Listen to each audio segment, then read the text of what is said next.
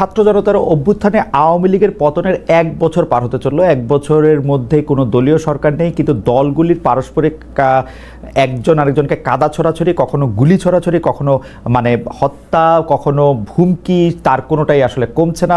পরস্পরের দিকে প্রধান শত্রুতে পরিণত হয়েছে। এই শত্রুতার ফলে লাভবান হচ্ছে কারা, এই শত্রুতা দিয়ে অর্জন করা হচ্ছে কি, এসব নিয়ে কথা বলার জন্য আজ আমাদের সঙ্গে রয়েছেন যুক্তরাষ্ট্রে বাংলাদেশ দূতাবাসের প্রেস মিনিস্টার জনাব গোলাম মুর্তজা। জনাব গোলাম মুর্তজা, আপনাকে আমাদের অনুষ্ঠানে স্বাগত জানাই। আপনি আমাদেরকে সময় দিয়েছেন, ওয়াশিংটন ডিসি থেকে আমাদের সঙ্গে যুক্ত হয়েছে, সেজন্য আপনাকে অনেক ধন্যবাদ। আমাদের সাথে আরও থাকছেন বিএনপির তথ্য বিষয়ক সম্পাদক জনাব আজিজুল বারী হেলাল। জনাব আজিজুল বারী হেলাল, আপনাকে আমাদের অনুষ্ঠানে স্বাগত জানাই। আপনি আমাদের সাথে যুক্ত হয়েছেন, আমাদের সময় দিয়েছেন, সেজন্য আমাদের আন্তরিক কৃতজ্ঞতা ও শুভেচ্ছা জানবেন। আমি হেলাল ভাই, আপনার অনুমতি নিয়ে আমরা একটু মুর্তজা ভাইয়ের কাছে যেতে চাই। মুর্তজা ভাই, আপনার কাছে যে প্রশ্নটা আমি এখন করব সেটি হচ্ছে যে আইন শৃঙ্খলা পরিস্থিতির ক্ষেত্রে বারবার গত ৪-৫ দিন ধরে, ৬-৭ দিন ধরে আমরা যেসব কথাগুলি বলছি, সেসব কথাগুলি যদি আমরা নাও বলি, অনেকেই বলছে যে আইন শৃঙ্খলা পরিস্থিতির যে এরকম মারাত্মক অবনতি হচ্ছে, এর পেছনে সরকারের ভিতরে কোনো সরকার লুকিয়ে থাকার কথা কেউ কেউ বলছেন, কেউ কেউ বলছেন সরকারেরই কোনো একটা অংশ কাউকে ভয় দেখানোর জন্য বা নিজেরা আরেক কিছুদিন ক্ষমতায় থেকে যাওয়ার জন্য, অথবা বিএনপিকে ঠেকানোর জন্য এটি করে থাকতে পারেন। অনেকে ইঙ্গিতটা করছেন এরকমও যে বর্তমান তিনি সেনাপ্রধান আছেন, সেই সেনাপ্রধান যেহেতু সরকার প্রধানকে ব্যর্থ দেখতে চান, তাই তিনি এসবের ক্ষেত্রে পরোক্ষ বা প্রত্যক্ষ ইন্ধন দিয়ে থাকতে পারেন। এ ব্যাপারে আপনার একটু বিশ্লেষণ আমি একটু শুনতে চাই। যে অভিযোগগুলোর কথা বা যে প্রসঙ্গগুলোর কথা আপনি সামনে আনলেন, এটা জনমনে এই আলোচনাটা আছে। আমি যদি বলি যে না এগুলো ঠিক না, তাহলে এটা হবে না। হয়তো ঠিক না, কিন্তু জনমনে এই আলোচনাটা আছে। এই আলোচনাটা থাকার ফলে আছে কেন এই আলোচনাটা থাকে বা এই রকমের আলোচনা থাকে, মূলত একটি কারণে থাকে। সেটি হচ্ছে দেশের মানুষ সবসময় আইন শৃঙ্খলায় একটা মোটামুটি একটা স্বাভাবিক অবস্থা দেখতে চায় মানুষ। তো ৫ আগস্টের পর থেকে, তার আগের অরাজকতার অংশ বাদ দিয়ে ৫ আগস্টের পর থেকে প্রায় ১ বছর হতে চললো, এই সময়ে আইন শৃঙ্খলা পরিস্থিতি দেশের মানুষের প্রত্যাশা অনুযায়ী উন্নতি হয়নি। কোনো কোনো ক্ষেত্রে প্রত্যাশা এত বড়ভাবে ধাক্কা খেয়েছে যে কোনো মানুষ, যেমন ৫ আগস্টের আন্দোলনের সবচেয়ে বড় সমর্থক যে মানুষটা ছিল, সেই মানুষটাও হোঁচট খেয়েছে। এটা একটা বাস্তবতা। সেই বাস্তবতায় আমি সরকারের খুব ছোটভাবে এবং দেশ থেকে দূরে অবস্থান করে যেভাবে দেখেছি, সেটা দেখেছি যে এক ধরনের একটা চেষ্টা সরকারের মধ্যে আছে, কিন্তু যিনি বা যারা চেষ্টা করছেন তাদের চেষ্টাগুলো সঠিক পথে হচ্ছে কিনা সেটা নিয়ে একটা প্রশ্ন ছিল। আর এর বাইরে আরেকটা ব্যাপার আমার মনে হয় যে আইন শৃঙ্খলা পরিস্থিতি উন্নতি না হওয়ার ক্ষেত্রে আরেকটা জিনিস কাজ করেছে। একেবারে যে উন্নতি হয়নি তা না, মাঝখানে শুরুতে যেরকম একেবারে ভেঙে পড়েছিল, তারপরে সেই জায়গা থেকে মোটামুটি ভাবে একটু উত্তরণ হয়েছে। আবার মাঝে মাঝে এমন দু একটা ঘটনা ঘটেছে যে ঘটনার পরিপ্রেক্ষিতে এটা বলার সুযোগ থাকে না যে আইন শৃঙ্খলা পরিস্থিতির উন্নতি হয়েছে। আমার কাছে মনে হয় এটার ষড়যন্ত্র তত্ত্বের চেয়ে আপনি যে সমস্ত কথা বললেন, কেউ কেউ চাইতে পারে বিএনপিকে ঠেকানোর জন্য সেনাপ্রধান এই সরকারকে ব্যর্থ দেখতে চান, এইরকম নানা রকমের ইকুয়েশনের কথা বললেন। আমার কাছে এই ইকুয়েশন খুব বেশি গুরুত্বপূর্ণ নয়। নির্বাচন পিছিয়ে ক্ষমতায় বেশি দিন থাকবে, এই বক্তব্যের কোনো ভিত্তি নেই। এই সরকার, ডক্টর ইউনূসের সরকার, ডক্টর ইউনূস নির্বাচন পিছিয়ে একদিনও বেশি ক্ষমতায় থাকবেন না, এটা আপনি নিশ্চিত থাকতে পারেন। তাহলে এই প্রশ্নগুলো আসে কেন, বা এই ঘটনাটা ঘটলো কেন? আমার ধারণা এই ঘটনাটা ঘটলো, এটা আপনি সরকারের ব্যর্থতা বলতে পারেন। সেটি হচ্ছে যে রাজনৈতিক দলগুলোর মধ্যে যে পারস্পরিক শ্রদ্ধাবোধ তৈরি হওয়ার কথা ছিল, তৈরি হওয়ার কথা বলছি, আমি বলছি বিগত ১৭ বছর ছিল না, তৈরি হওয়ার কথা ছিল। নতুন যে রাজনৈতিক দলটা গঠিত হলো, সেই রাজনৈতিক দলটার সঙ্গে বড় রাজনৈতিক দল বিএনপির যে এক ধরনের হৃদ্যতাপূর্ণ সম্পর্ক মানুষ প্রত্যাশা করেছিল, সেই জায়গাগুলো হয়নি। পরস্পরের থেকে অনেক দূরে অবস্থান করেছে। একসময় বিএনপি জামাত অনেক কাছে ছিল, এখন বিএনপি জামাতের মধ্যে দূরত্ব। এনসিপি গঠিত হয়েছে, এনসিপির সঙ্গে বিএনপির একটা বন্ধুত্বপূর্ণ সম্পর্ক থাকবে, সেটা হয়নি। দিন দিন শুরুর দিকে সেরকম আলোচনা থাকলেও দিন দিন সেই জায়গাটাতে একটা বড় দূরত্ব তৈরি হয়েছে। অর্থাৎ রাজনীতিতে সুস্থ ধারা ফিরে আসে নাই। রাজনীতিতে এখনো পরস্পরের প্রতি অভিযোগ দেয়া, ব্লেম দেয়া, এই যে রাজনৈতিক ভাবে একমত হতে না পারে, একমত বলতে সব বিষয়ে একমত হবো তা বলছি না, আমি বলছি মেজর মেজর ইস্যুতে একমত হতে পারার যে দুর্বলতা সেটা আমাদের রয়ে গেছে, এবং সেই রয়ে যাওয়ার সুযোগে আইন শৃঙ্খলা পরিস্থিতির অবনতি হচ্ছে, মাঝে মধ্যেই সেটা অনেক বড়ভাবে অবনতি হচ্ছে, যেটা সাধারণ জনমনে খুব বড় রকমের প্রশ্ন তৈরি করছে। মুর্তজা ভাই, অনেকেই আইন শৃঙ্খলা পরিস্থিতির কারণে, মানে আইন শৃঙ্খলার পরিস্থিতি পুনরুদ্ধারে বা স্বাভাবিক একটা মোটামুটি একটা স্বস্তিদায়ক পরিস্থিতি সৃষ্টিতে সরকারের ব্যর্থতার জন্য পুলিশ বাহিনীকে দায়ী করে থাকেন বা আইন শৃঙ্খলা বাহিনীকে বলে থাকেন যে এই পুলিশ বাহিনী যেহেতু আওয়ামী লীগের রিক্রুট করা, তার ভিতরে আওয়ামী লীগের লোক রয়ে গেছে, তাদের দিয়ে আসলে বড় কাজ হইতেছে না। কিন্তু আমি পুলিশ বাহিনীর কথা যাওয়ার আগে আরেকটা কথা বলতে চাই যে ডিজিএফআইকে নিয়ে অনেক প্রশ্ন আসতেছে। সাধারণভাবে বাংলাদেশের মানুষ এইটা বোঝে কিনা যে ডিজিএফআইটা আসলে ডক্টর মোহাম্মদ ইউনূসের আন্ডারেই, তো ডিজিএফআই যদি কোনো মানে ষড়যন্ত্র করে থাকে তাহলে সেটা ডক্টর মোহাম্মদ ইউনূসই করছেন। কিন্তু কেউ কেউ আবার বলতেছেন যে না, ডিজিএফআইটা আসলে ডক্টর মোহাম্মদ ইউনূসের আন্ডারে থাকলেও তারা যেসব কার্যক্রমে অংশগ্রহণ করতেছে, খবরের কাগজে নাকি তারা এখনো ডিরেক্টিভ পাঠাচ্ছে, যেটা আসলে ডক্টর ইউনূসের এগেনস্টেও অনেক সময় যাচ্ছে। এই ব্যাপারটা আপনার জানা আছে কিনা? মানে ডিজিএফআইটা কি ডক্টর মোহাম্মদ ইউনূসের আয়ত্তের বাইরে চলে গেছে, পাকিস্তানের আইএসআই এর মতো? আইএসআই যেমন পাকিস্তানের কথা শোনে না আসলে, মানে যদিও তাদের সরকার প্রধানের কথা শোনার কথা, আপনার কাছে কি এটা মনে হয় যে ডিজিএফআইটা এরকম কোনোভাবে আয়ত্তের বাইরে চলে গেছে? হয় না, ডিজিএফআই বিগত সময়গুলোতে কি করেছে সেটা আমি জানি, আপনি জানেন, হেলাল ভাইও জানেন, বিএনপি আমাদের চেয়ে কম জানেন না, ভালো করে জানে। কিন্তু সেই ডিজিএফআই বর্তমান সময়েও একই ধারায় কাজ করছে বা বর্তমান সরকার ডক্টর ইউনূসের এগেনস্টে কাজ করছে, আমার কাছে সেটা মনে হয় না। দুই একটা ঘটনার পরিপ্রেক্ষিতে সেটা বলা যায়। আরেকটা জিনিস আমাদের একটু মোটামুটি ভাবে আমার যে ধারণাটা তৈরি হয়েছে, সেই ধারণাটা হচ্ছে ডক্টর মোহাম্মদ ইউনূসের কোনো দুর্বলতা থাকতে পারে, তিনি হয়তো যে কাজটি যেভাবে করা দরকার ছিল সেই কাজটি করতে পারেন নাই বলে আমরা অভিযোগ করতে পারি, সাংবাদিকরা অভিযোগ করতে পারে, গণমাধ্যম অভিযোগ করতে পারে। কিন্তু ডক্টর মোহাম্মদ ইউনূসের এগেনস্টে গিয়ে সরকারের কোনো একটা উইং তাকে বিপদে ফেলার মতো কাজ করবে, তারা চেষ্টা করতে পারে, কিন্তু এটা করলে শেষ পর্যন্ত গিয়ে তাদের অনেক খারাপ পরিণতির মুখোমুখি হতে হবে বলে আমার ধারণা। সেই কারণে আমার কাছে মনে হয় না যে ডিজিএফআই ওই রকম কোনো জায়গাতে এইভাবে কাজ না। মুর্তজা ভাই, আপনি হেলাল ভাইকে সাক্ষী রেখে আমাদের যে প্রত্যক্ষ অভিজ্ঞতা ডিজিএফআই বিশেষ করে গত 20 বছরে, আমি শুধু 15 বছরে বলবো না, এই 15 বছরে এটা সবচেয়ে বেশি হয়েছে, এর আগের 5 বছরও সেটা ছিল, বিশেষ করে তত্ত্বাবধায়ক সরকারের সময়, মানে মঈনুদ্দিন ফখরুদ্দিনের তত্ত্বাবধায়ক সরকারের সময়ও সেটা সাংঘাতিক রকমের ছিল। সরকার প্রধান ডিজিএফআইকে ব্যবহার করে তার কায়েমি স্বার্থ বলি, পলিটিক্যাল উইল বলি, এমনকি চুরি ডাকাতি গুন্ডামি বদমাইশিগুলিও ডিজিএফআইকে দিয়েই করছে। এখন ডক্টর মোহাম্মদ ইউনূস যখন ডিজিএফআইকে এই কাজে ব্যবহার করতেছেন না, যদি আমরা ধরে নেই, তাইলে কি ডিজিএফআই মনে মনে বিদ্রোহ করে এবং তার দুর্বলতার সুযোগ দিয়ে তারা অন্যটা করতেছে কিনা, আপনার এরকম লক্ষণে মনে হয় কিনা?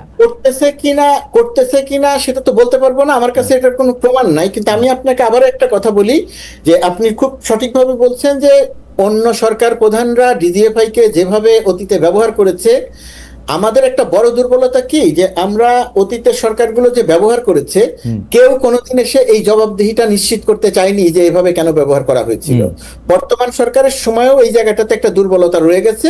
আর ডক্টর মোহাম্মদ ইউনূস যেহেতু ডিজিএফআই কে ব্যবহার করছেন না, ডিজিএফআই এর ভেতরে কোনো একজন দুইজন ব্যক্তির একটা উচ্চাকাঙ্ক্ষা থাকতে পারে যে আমরা আগে এত ক্ষমতা ছিল, এত কিছু করতাম, একে ধরতাম, ওকে মারতাম, একে গুম করতাম, অমুক অফিসে গিয়ে হুমকি দিয়ে আসতাম, আলোচনা করার জন্য কোনো একটা রিপোর্ট নিয়ে কথা বলতে বলতে প্রধানমন্ত্রী এই নিউজটা পছন্দ করেন না, এটা পত্রিকা অফিসে গিয়ে বলে আসতাম।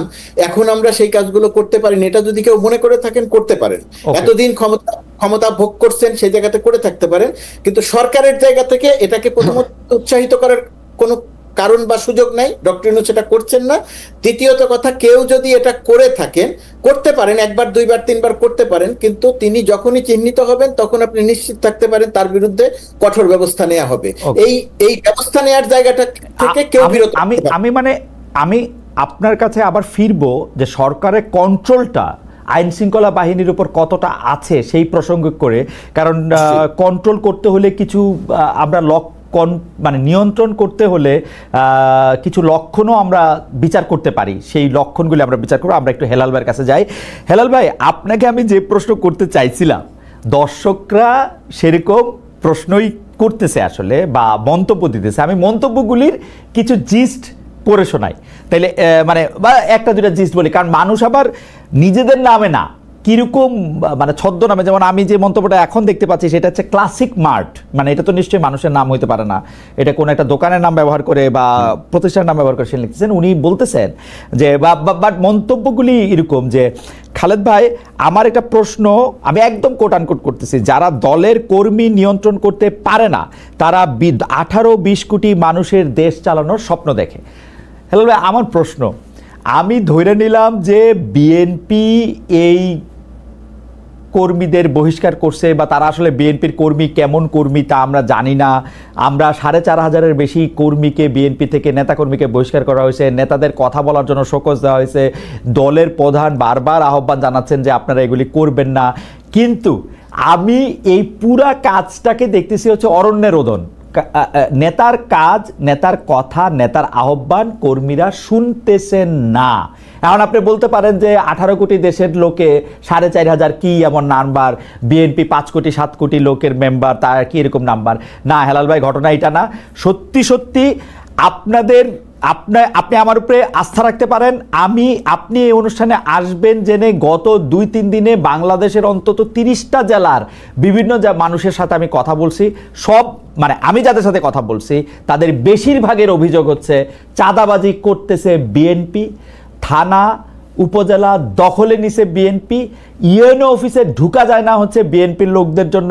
হেলাল ভাই, আমার অজ্ঞতা ক্ষমা করবেন, কিন্তু এইটাই এখনকার পরিস্থিতি। আপনি যদি আমাদের একটা ব্যাখ্যা করতেন। আমি এখন বলতে চাই যে আসলে ক্ষমতায় ডক্টর মোহাম্মদ ইউনূস বৈশা নাই, ক্ষমতা এখন অলরেডি বিএনপির কাছে, যেটাকে পাওয়ার আমি বলি সেইটা। হেলাল ভাই যদি একটু বলতেন।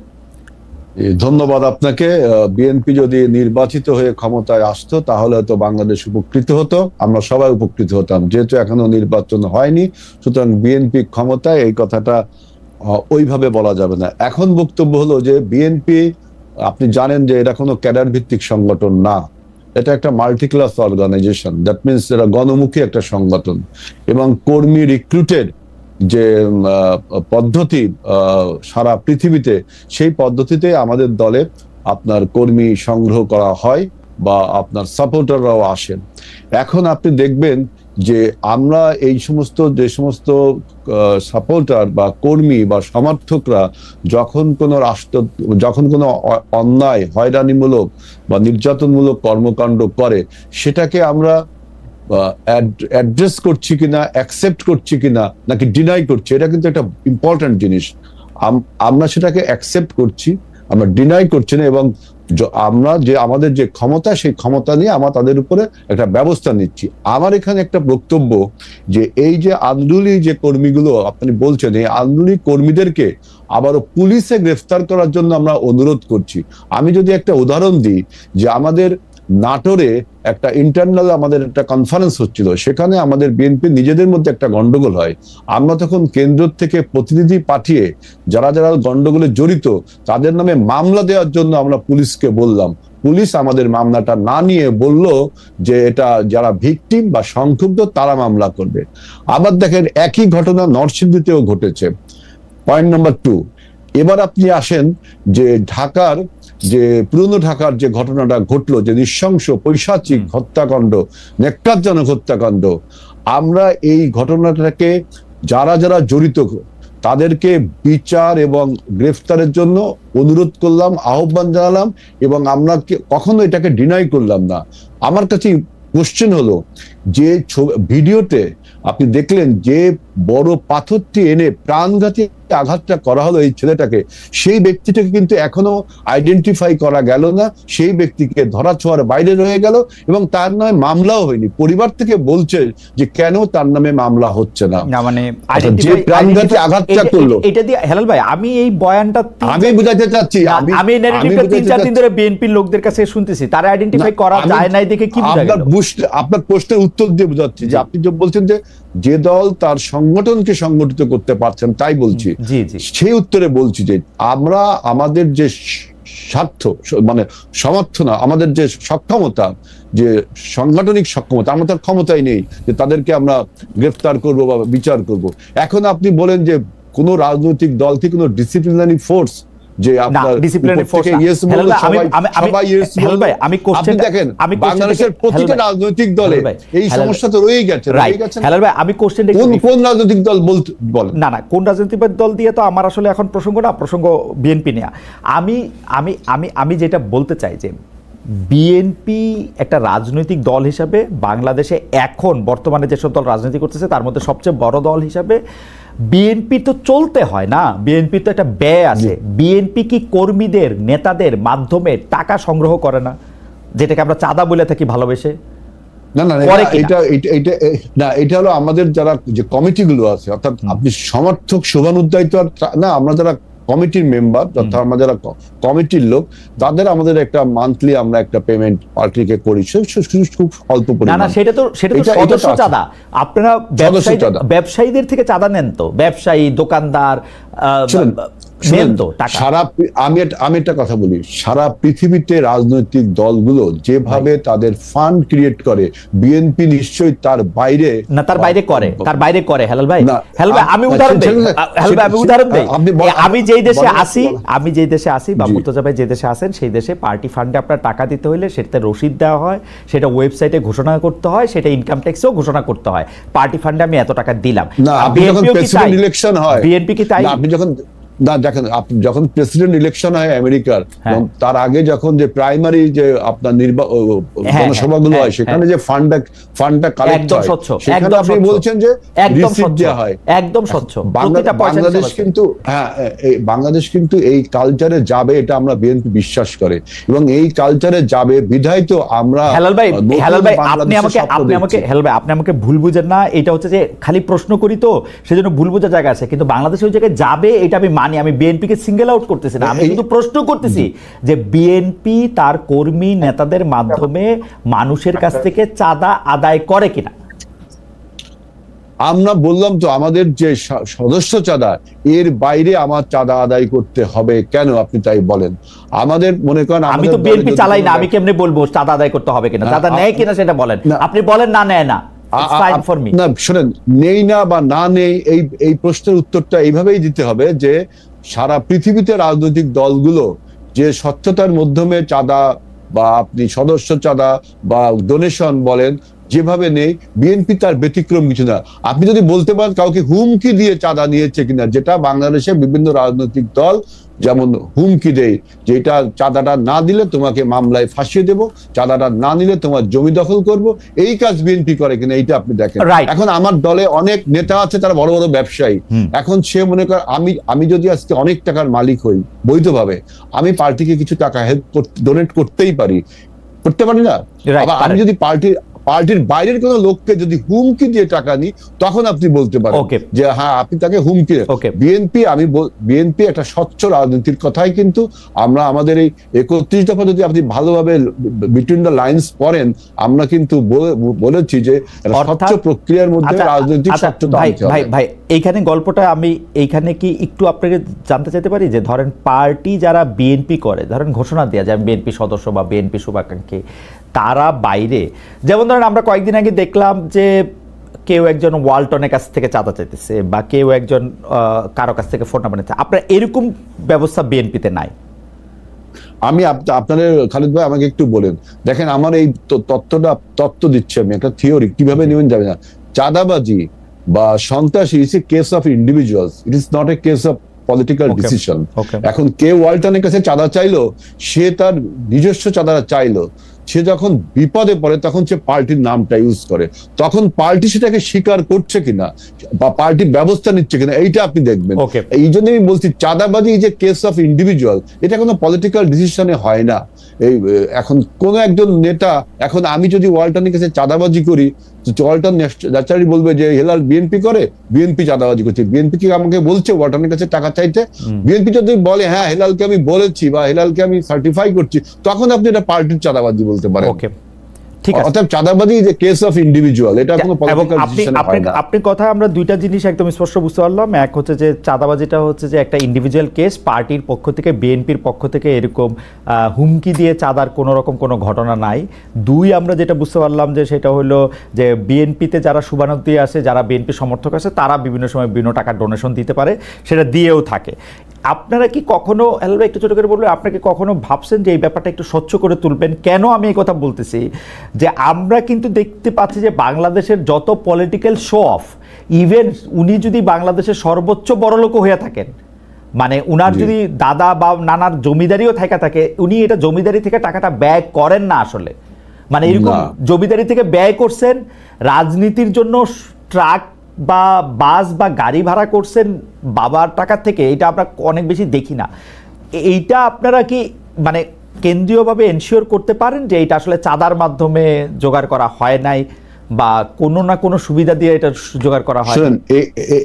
এখানে তো আপনি শাক দিয়ে মাছ ঢাকতে পারবেন না। বাংলাদেশের সোসাইটি, বাংলাদেশের রাষ্ট্র ব্যবস্থা, বাংলাদেশের ইকোনমিক কালচার, আমাদের এই সবকিছু বিবেচনা রাখতে হবে। আপনি রাতারাতি সবকিছু বদলাতে পারবেন না, এগুলো বদলাতে হবে। বিধায় আমরা বলেছি একটা নতুন বাংলাদেশের স্বপ্ন আমরা দেখি। আপনি সোসাইটির যে স্ট্রাকচার, সোসাইটির যে কালচারাল রিলেশন, এটা আপনাকে মাথায় রাখতে হবে। আপনি যে দেশে বাস করেন সে দেশের ইকোনমিক যে ট্রান্সপারেন্সি, আপনার দেশে সবসময় ইকোনমিক ট্রান্সপারেন্সি আছে তা না, কিন্তু সেখানেও আপনার অস্বচ্ছতা আছে। আমাদের দেশে এই অস্বচ্ছতার পরিমাণটা বেশি। টোটাল সমাজ ব্যবস্থাকে বাদ দিয়ে আপনি রাতারাতি কোনো কিছু করতে গেলে সেটা তো জুলুম হবে এক ধরনের। আমি সেজন্য বলছি আমাদের ইকোনমিক যে কালচার, আমাদের সোসাইটির যে কালচার, মানুষের যে কালচার, নৈতিকতার যে কালচার, আমাদের এইগুলোকে পরিবর্তন করতে হবে। আপনি অযথা যদি একটা দলকে বলেন, এই দোষ শুধু দলের না, সরকারের, রাষ্ট্রের, বিভিন্ন গোষ্ঠী, বিভিন্ন পরিবারেরও আছে এরকম। একজন বিখ্যাত ব্যক্তি যখন তার মেয়ের বিয়ে দেয়, দেখা যাচ্ছে সে অত 10 লাখ টাকার মালিক খরচ করছে 20 লাখ টাকা। টাকাটা কোত্থেকে আসলো? এই যে জবাবদিহিতা, এই জায়গাটা যদি আপনি নিশ্চিত করতে পারেন, আমাদের তখন আপনি বলতে পারবেন। আমার মনে হয় যে আপনি একদম সমস্যার গোড়ায় হাত দিয়েছেন। আমরা ব্যক্তি বা পরিবার বা সমাজ পর্যায়েও এগুলি জিনিস অ্যালাউ করি বা আশা করি বা অন্যকে বাধ্য করি বলে এটা আসলে পলিটিক্যাল পার্টির মধ্যে এটা অনুবাদ হয়। এটা আপনি ঠিকই বলছেন, আমি আপনার সাথে একমত হেলাল ভাই। আমি একটু মুর্তজা ভাইয়ের কাছে যাই, যে মুর্তজা ভাই, সরকারের প্রশ্নে বা প্রসঙ্গে একটা প্রশ্ন আপনার কাছে আনতে চেয়েছিলাম, যে সরকারের আসলে নিয়ন্ত্রণ আছে কিনা, এই সরকার আসলে আইন শৃঙ্খলা বাহিনীগুলির উপর নিয়ন্ত্রণ রাখে কিনা, বা সরকার এক ধরনের চোখ বদ্ধ করে একটি উট পাখি, বালিতে মুখ গুজে থাকা উট পাখি কিনা সমস্যা হয়। এবং যেটাকে আমি আসলে আমার আপনার দুজনেরই অনেক দিনের পরিচিত সাংবাদিক, বিখ্যাত দেশ বরেণ্য সাংবাদিক, এখন সরকারের মুখপাত্র বা আমরা যদি বলি যে প্রেস সেক্রেটারি, উনার কথাবার্তা বললেও আমরা অর্ধেক বুঝি না যে এটা মব না এটা প্রেশার গ্রুপ। আমরা এনসিপির লোকজনের কথাবার্তা শুনেও আমরা অর্ধেক বুঝি না। উনারা নিজের হাতে আইন তুলে নেওয়াটা কি আসলে উচিত কি উচিত না, এটা নিয়ে কথা বললেও ওরা আবার মানে কষ্ট পায়। এইটাকে আপনারা আসলে কীভাবে দেখেন? মানে ঘটনা হইলো খুন হইতেছে প্রকাশ্য দিবালোকে, ম্যাজিস্ট্রেসি পাওয়ার দিয়ে আর্মি সামনে আসে, সরকারের একজন খুবই যোগ্য স্বরাষ্ট্র উপদেষ্টা রয়েছেন, কিন্তু আসলে কোথাও কোনো কিছু কাজ করতেছে বা বইলা মনে হইতেছে না। এটাকে আপনি কিভাবে দেখেন? দেখেন, কিভাবে দেখার কিছু নাই আসলে। সাধারণ মানুষ যে চোখে দেখে, আপনি যে চোখে দেখেন, হেলাল ভাই যে চোখে দেখেন, ওই একটা চাঁদাবাজি বা একটা হত্যাকাণ্ড বা একটা অপকর্মের সঙ্গে বিএনপির কোনো একজন নেতা যখন বা কর্মী যখন জড়িত থাকেন, তখন হেলাল ভাই বা হেলাল ভাইয়ের উপরের নেতারা যেভাবে দেখেন, সাধারণ মানুষও সেভাবেই দেখেন। সুতরাং এইটাকে লুকানোর কিছু নাই। বালিতে মুখ লুকিয়ে আমি বলতে পারবো না যে সবকিছু ঠিক আছে, 1 নম্বর। 2 নম্বর হচ্ছে, আমি যে জায়গাটা বুঝি সরকারের আন্তরিকতার জায়গাটা নিয়ে, আমি মনে করি যে সরকারের একটা আন্তরিকতাটা আছে, কিন্তু সরকার যে জায়গাগুলোতে এখনো পর্যন্ত, আপনার প্রথম প্রশ্ন যে কন্ট্রোল এস্টাবলিশ করতে পারে নাই, সেটা তার অন্যতম একটা গুরুত্বপূর্ণ জায়গা হচ্ছে আইন শৃঙ্খলা পরিস্থিতি। সেই আইন শৃঙ্খলা পরিস্থিতি কন্ট্রোল করতে না পারার ক্ষেত্রে একটা প্রধানতম কারণ, সেনাবাহিনী ম্যাজিস্ট্রেসি ক্ষমতা নিয়ে রাস্তায় থাকলেও এই মূল কাজটা যেহেতু পুলিশ করে বা পুলিশকে করতে হয়, তো পুলিশকে এখনো পর্যন্ত পুরোপুরিভাবে অ্যাক্টিভ করা যায় নাই। না করতে যাওয়ার কিছু লজিক্যাল কারণ আছে। পুলিশের ভেতরে যে দলীয়করণ, যে সন্ত্রাসী কর্মকাণ্ড হয়েছিল, সেটার থেকে পুলিশ বিরত আছে এখন, কিন্তু এখনো পর্যন্ত পুরোপুরিভাবে কাজ করছে না। বিগত সরকারের সময় নিয়োগ পাওয়া লোকজন রয়ে গেছে, গুরুত্বপূর্ণ জায়গাগুলোতে তাদের অনেকে এখনো রয়ে গেছে। সবকিছু মিলিয়ে আমি যদি এটাকে এই অংশটুকুকে সামারাইজ করি, যে কন্ট্রোল প্রতিষ্ঠা করা বলতে যেটা বোঝায় সেটা আসলে সরকার পুরোপুরিভাবে করতে পারে নাই, যে কারণে আপনি যে সমস্ত কথা বললেন সেই সমস্ত কথা আরো অনেকে বলছে, আপনি একাই বলছেন না। এখন প্রশ্ন হচ্ছে, আমি যদি সরকার হই আর আপনি প্রশ্ন করবেন অথবা সমালোচনা করবেন, আমি এতে তেলে বেগুনে জ্বলে উঠবো, নাকি আমি মনে করব যে এই যে প্রশ্নটা করা হলো, এই যে সমালোচনাটা করা হলো, এই বিষয়টা আমি নতুন করে একবার একটু চিন্তা করব। আমি মনে করি সরকারের জায়গা থেকে এটা নতুন করে প্রতিটি যখন যে কথাটা আসবে তখন সেটা নতুন করে চিন্তা করা উচিত। সেটা এনসিপি হোক, সেটা সরকারের কেউ হোক, কাউকেই প্রথমত কথা একবারে অস্বীকার করা উচিত নয়। দ্বিতীয়ত কথা, মানে না না না এরকম কোনো কিছু হয় নাই, সবকিছু ঠিক আছে, এটা বলা উচিত নয়। ইচ্ছা করলেই সরকারের পক্ষে সবকিছু করা সম্ভব হচ্ছে না, সেটুকু বলা উচিত, বলা দরকার, 1 নম্বর। 2 নম্বর পয়েন্ট আসলো, আপনি হেলাল ভাইয়ের সঙ্গে যে কথাগুলো বললেন, এই জায়গাটার সঙ্গে আইন শৃঙ্খলা পরিস্থিতির একটা সম্পর্ক আছে। সম্পর্ক আছে বলতে, ধরেন বিএনপির অবস্থান যদি আমরা দেখি, ধরেন বিএনপির এমনও দেখা গেছে যে কোনো একটা অঞ্চলের একদল নেতা বালু উত্তোলন করছে নদী থেকে অসৎভাবে।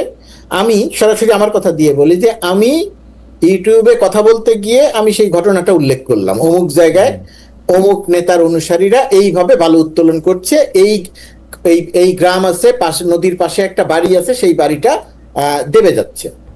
আমি বিস্মিত হয়ে লক্ষ্য করলাম যে 1 দিন বা 2 দিনের মধ্যে ওই যাদের বিরুদ্ধে অভিযোগ আসলো তাদের বিরুদ্ধে ব্যবস্থা নেয়, তাদেরকে সাসপেন্ড করা হচ্ছে।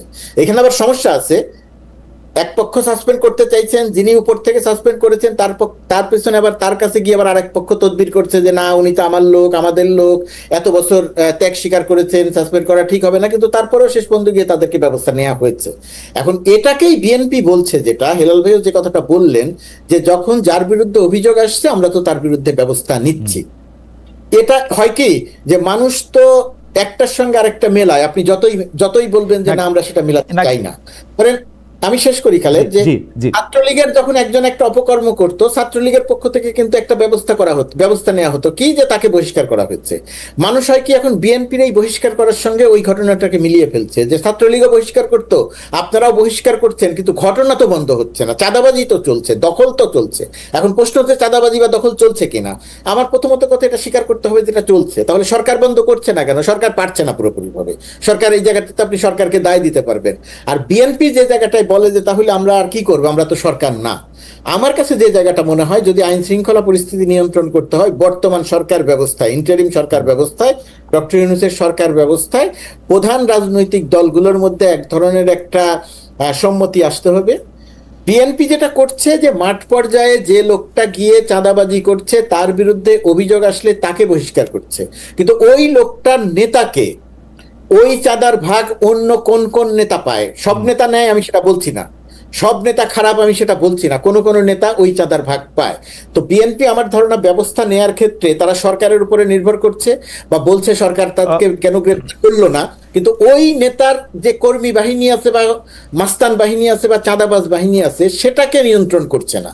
ওই জায়গাটা যদি বিএনপি নিয়ন্ত্রণ করতে এবং সরকার যদি প্রশাসন দিয়ে অ্যাক্টিভ থাকতো, অর্থাৎ দুই পক্ষ যদি এক জায়গাতে আসতো, তাহলে আমার ধারণা আইন শৃঙ্খলা পরিস্থিতি অনেকটা উন্নতি হতো। এখন যে অবস্থা তার চেয়ে অনেক উন্নতি হতো। আমি একটু চট করে একটা কথা বলি মুর্তজা ভাই, আমরা কিন্তু এই সময় মানে আবারও শেখ হাসিনা সরকারের সময়ের কথা আসি, আমরা কিন্তু দেখেছি যে শেখ হাসিনা সরকার একটা আইন শৃঙ্খলা পরিস্থিতি নিয়ন্ত্রণ করতে যেসব জায়গাগুলিতে ব্যর্থ হয়েছে, দুর্নীতি নিয়ন্ত্রণ করতে যেসব জায়গাগুলিতে ব্যর্থ হয়েছে, এর একটা বড় কারণ হচ্ছে তারা নিজেরাই দুর্নীতিতে অংশগ্রহণ করছে।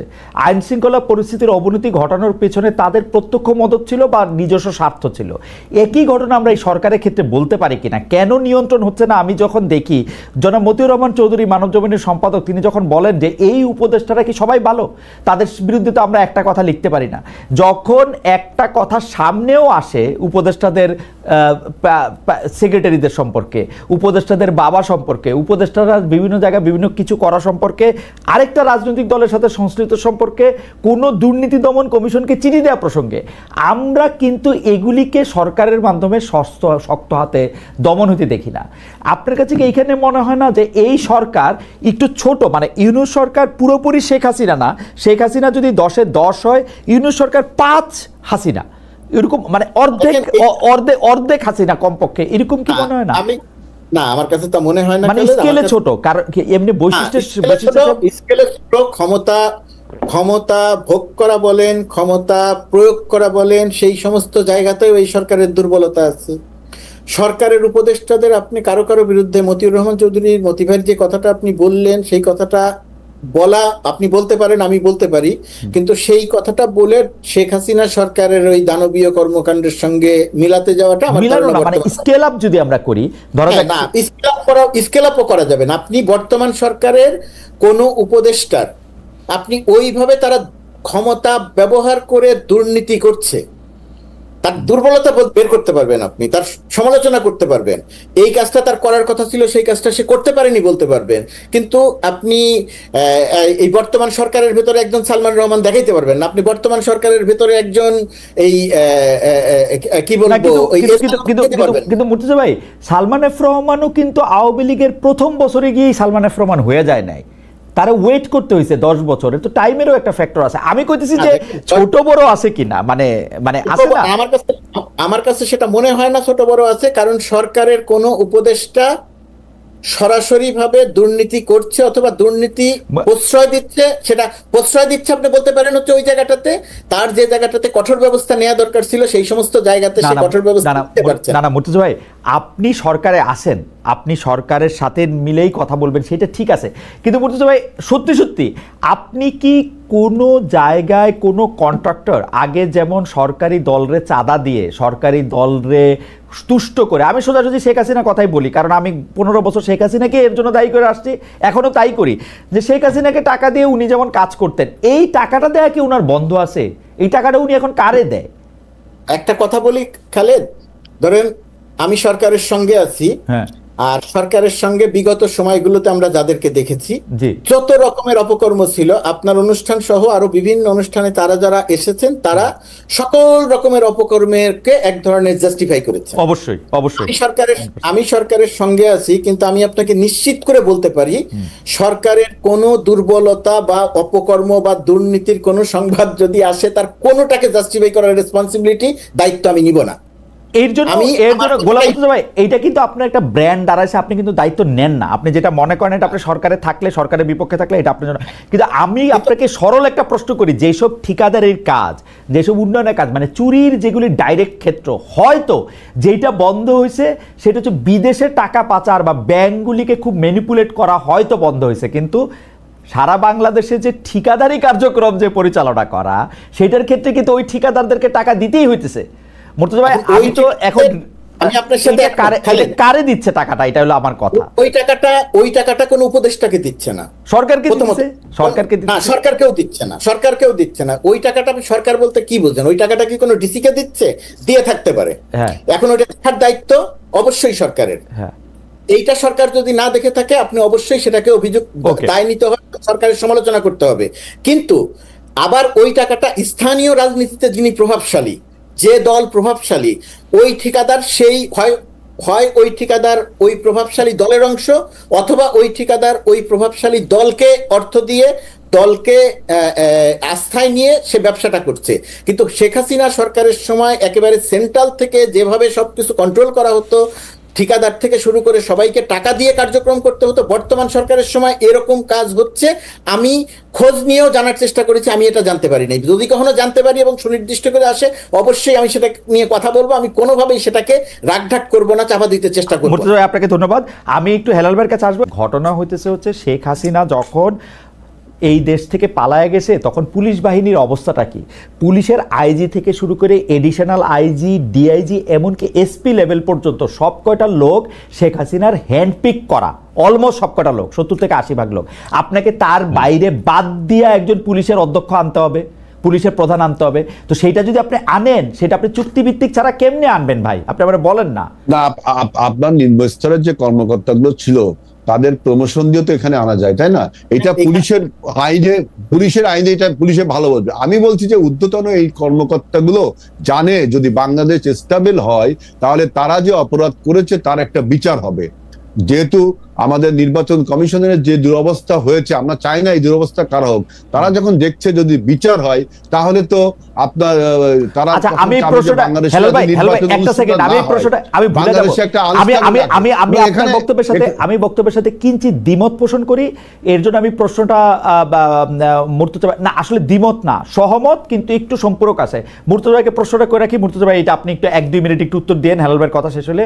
সেটা হলো যে অনেকে বলে থাকেন যে এই পুলিশ বাহিনীরা যেহেতু ইউনিফর্ম থাকা অবস্থায় অনেক নৃশংসতার শিকার হয়েছেন, সেই জন্য তারা আসলে কাজকর্ম করতে ভয় পান, এবং যখন বলা হয়েছে যে এই পুলিশ বাহিনীর যারা নিহত বা আহত হয়েছেন তাদের আসলে কোনো রকম কোনো বিচার হবে না বা কোনো রকম কোনো তদন্তের মধ্যে দিয়ে তারা যাবেন না, তখন এটা হয়েছে। এটা নিয়ে আপনি আসলে কি মনে করেন, এটা একটু আপনি আমাদের একটু বলেন। হেলাল ভাই, আমরা একটু প্রসঙ্গে আসি, দোষ জারি থাক। আসলে আমরা আপনার সাথে তর্কে লিপ্ত হওয়া আমার কাজও না, আমার উচিতও না।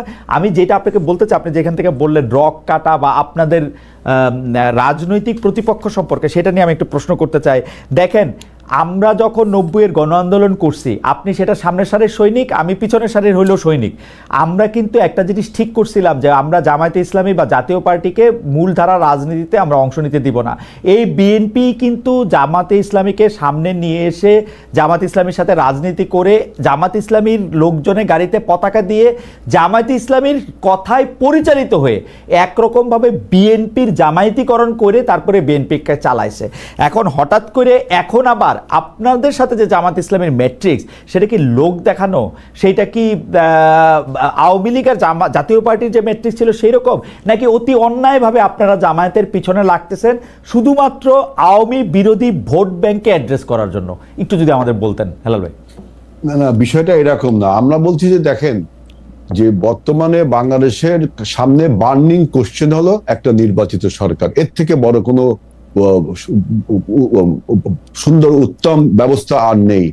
সেই নির্বাচনের যখন লন্ডন বৈঠকটা হয়ে গেল, অর্থাৎ নির্বাচন নিয়ে যে সংশয় বা আনসার্টেনিটি ছিল, সেই আনসার্টেনিটি দূর হয়ে গেল, নির্বাচনের সংশয়টা কেটে গেল, তখন দেখা যাচ্ছে যে বিভিন্ন রকম মানে অরাজনৈতিক ঘটনাকে, যেমন ব্যবসায়িক হত্যাকাণ্ডটাকে আপনি রাজনৈতিক হত্যাকাণ্ড বলে রাজনৈতিক স্বার্থসিদ্ধি এবং নির্বাচনকে বিঘ্ন করার জন্য অজুহাত হিসাবে কাজ করে বিভিন্ন রকম স্লোগান দিচ্ছেন, যেখানে আপনার বিএনপির নেতা নেত্রীদের নামে স্লোগান দেওয়া হচ্ছে, প্রভোকিং করা হচ্ছে, ইনভাইট করা হচ্ছে গন্ডগোলকে।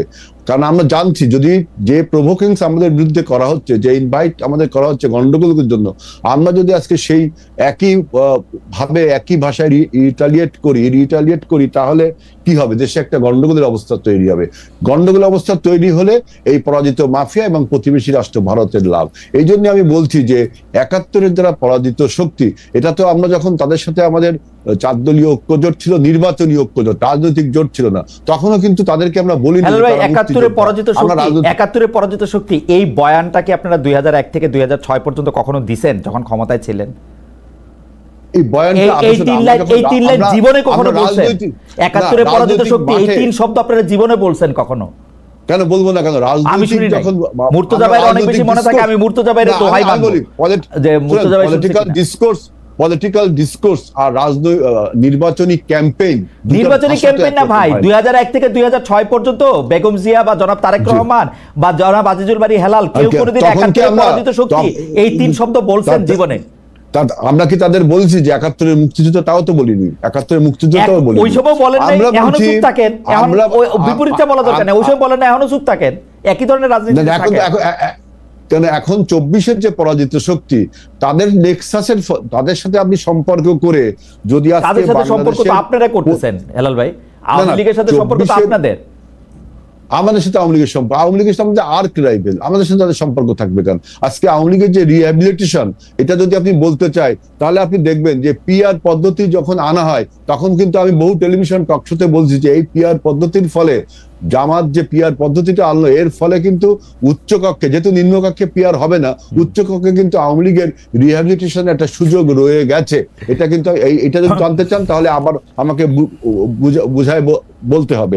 কিন্তু এখন বক্তব্য হলো যে বাংলাদেশে যখন একটা নির্বাচনী পরিবেশ বিরাজ করছে, নির্বাচনটা প্রয়োজন, ঠিক তখনই বিভিন্ন রকম বয়ান তুলে আপনার রাজপথকে আবারও অস্থিতিশীল করে তুলছে।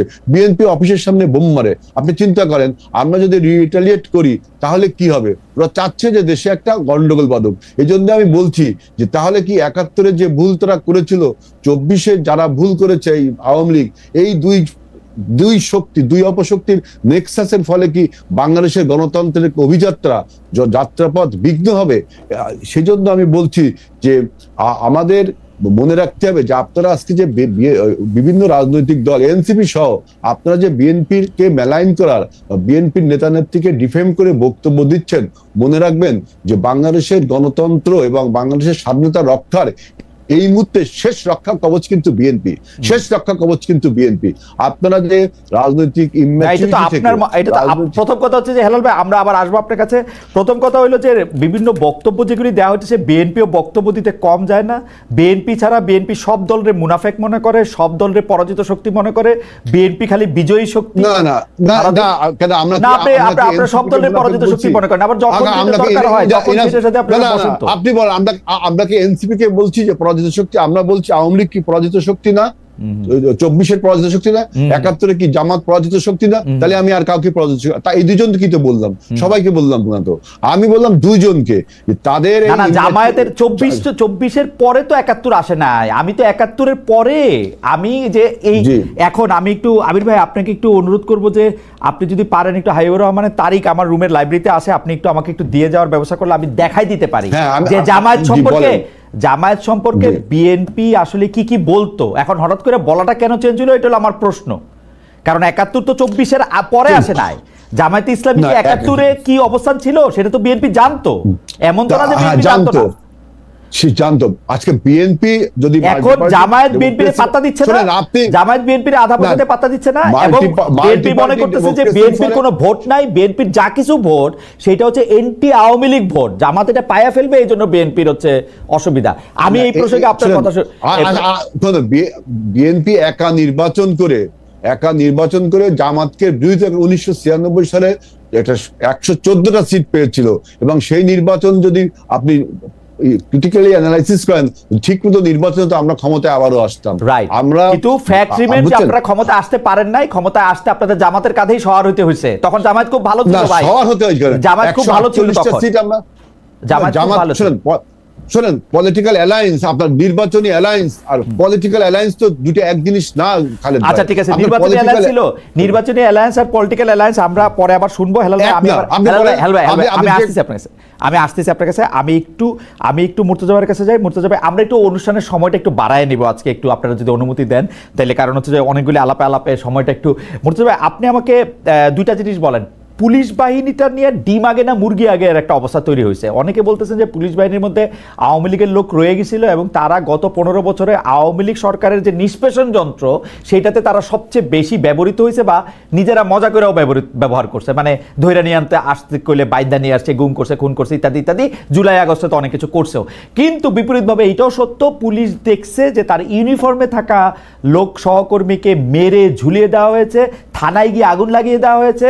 এমন কি সরকার পরিবর্তন হওয়ার পরও পুলিশ বাহিনীর উপর বিভিন্ন নির্যাতন অত্যাচার চলেছে, যেগুলি নিয়ে আসলে কোনো ধরনের কোনো মামলা হবে না বা মতো একটা ইন্ডেমনিটিও আছে, কাছাকাছি, ইন্ডেমনিটির কাছাকাছি।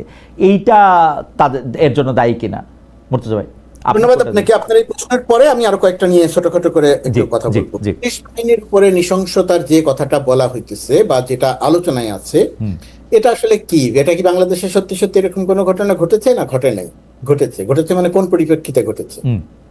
৫ আগস্ট সকালবেলা আমরা তখনও জানি না যে শেখ হাসিনা পালিয়েছেন কি পালায়নি। সেই সময় যখন সকাল ৮টা, সাড়ে ৮টা, ৯টার সময় যখন জানছিলাম যে উত্তরা, গাবতলী সহ যাত্রাবাড়ি বিভিন্ন জায়গার থেকে মানে লাখ লাখ মানুষ বা শত শত মানুষ বা হাজার হাজার মানুষ ঢাকার শহরের দিকে আসছে, সেই সময়ও খবর পাচ্ছিলাম যাত্রাবাড়ির হানিফ ফ্লাইওভারের উপর থেকে পুলিশ অনবরত গুলি করছে এবং মানুষ মারা যাচ্ছে।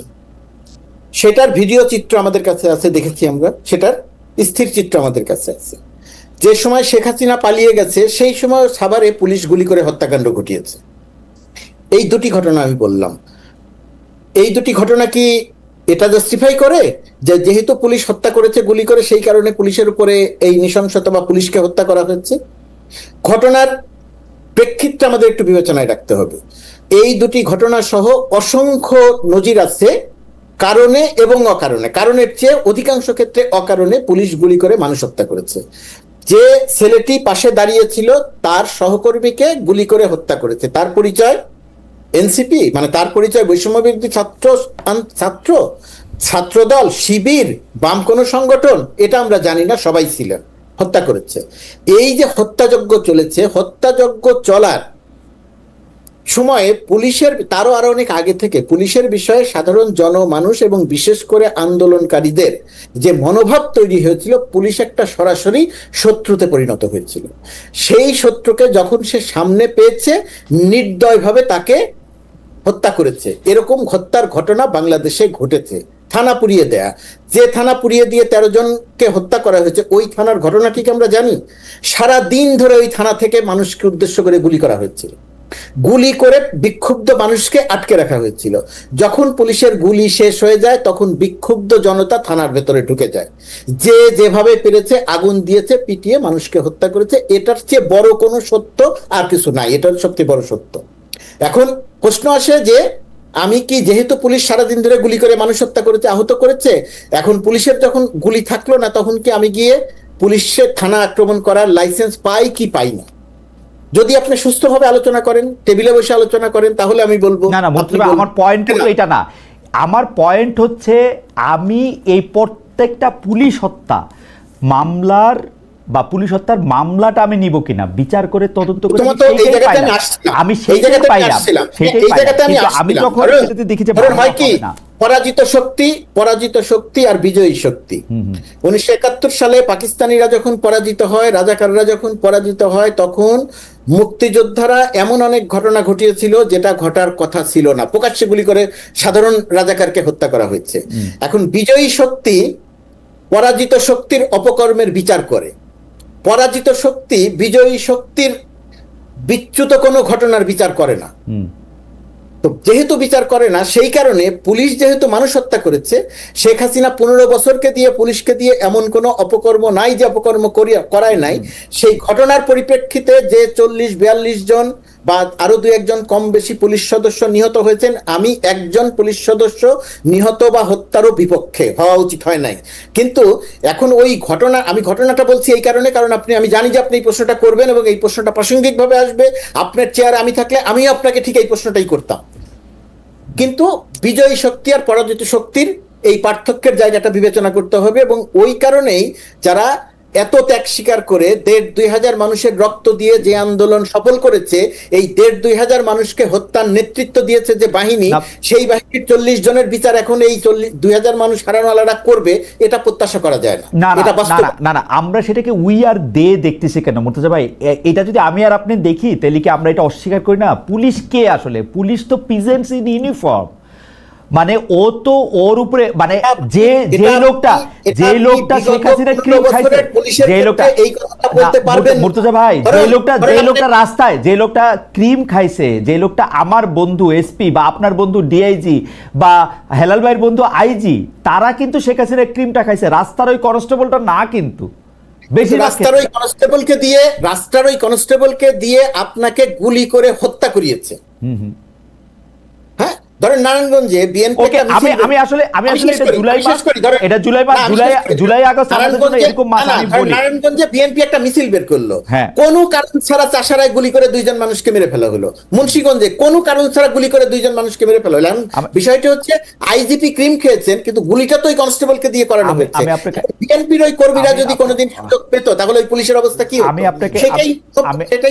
আমি আপনাকে বলি মুর্তজা ভাই, এটা ধরেন আমরা যারা, মানে জুলাই আগস্ট তো আসলে গত বছরের কথা, এই সময়টার মধ্যে থেকে আমি আপনি আমাদের মধ্যে আসলে মানে অনেকেই আমরা এইটা অস্বীকার করতে পারবো না যে পুলিশ কি পরিমাণ অট্রোসিটি আসলে চালাইছে, পুলিশের নামে আসলে কি করা হয়েছে না করা হয়েছে সেটা আমি জানি না, কিন্তু আমি বলতে চাইছিলাম যে এই একটা ইউনিফর্ম ফোর্সের ওইখানে এই তদন্তগুলি কইরাও তো এগুলি সামনে আনা যাইতো, কারণ প্রতিটা হত্যা, প্রতিটা খুন, প্রতিটা মৃত্যু, প্রতিটা আইন নিজের হাতে তুলে নেওয়ার যদি আমরা মানে খালেদ এটাকে আইন হাতে তুলে নেওয়া বলা যাবে না।